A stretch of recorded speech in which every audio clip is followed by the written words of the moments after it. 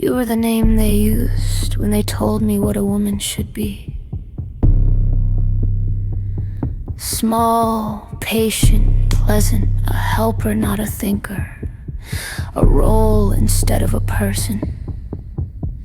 They said you made the hierarchy, men with the voice, women with the labor, children carrying the weight of everyone's unspoken wounds.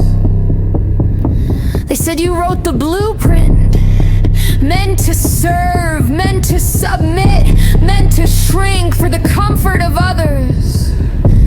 Every ambition I had was sorted into worthy or sinful. If I wanted more, it was disobedience. If I spoke too clearly, it was pride. If I resisted, it was rebellion against you. But over time, I realized they weren't speaking for you. They were speaking for themselves and using your name as insulation. If you were real, you watched while they boxed me in and called it holy. Watched while they assigned my purpose like a household chore.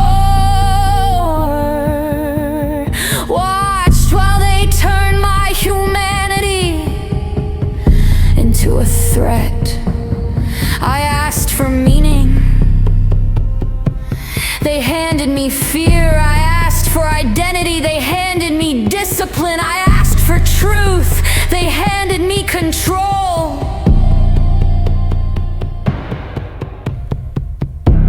Then I found Spinoza. Not through hymns, not through prophets, but through simple clarity.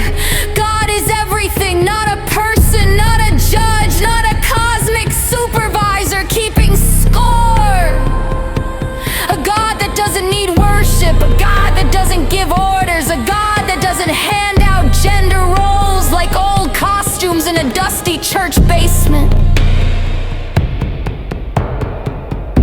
Compared to that, the God they gave me looks paper thin, fragile, territorial, petty, a human shadow wearing a divine mask. And then Sapolsky explained the rest. Humans crave patterns, crave agency, crave stories that make the chaos feel intentional. We invent reasons because the randomness terrifies us. We create gods with personalities because we can't accept that nature doesn't have one. We cling to rules because uncertainty feels like death. We punish difference because conformity feels safer in a tribe. We repeat old religious scripts because biology loves the familiar. Culture reinforces the obedient. And fear keeps the whole system glued together. Sapolsky showed me that people don't cling to religion because it's true. They cling because it soothes the animal brain that can't stand not knowing. And suddenly it all made sense. The control, the hierarchy, the suffering repackaged as righteousness, the worship of obedience over autonomy.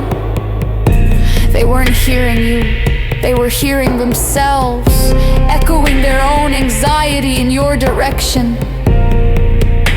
So now I stand with both truths. Spinoza's universe, vast, neutral, honest, where I can exist without permission. And Sapolsky's humanity, predictable, scared, tribal, still building gods out of their own nervous systems. If you were real,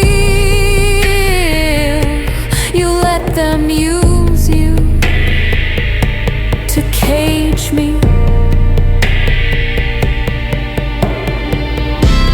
But if you were never there and they were just acting out old evolutionary scripts, then I'm free in a way they'll never understand. done living afraid of a sky that's not watching.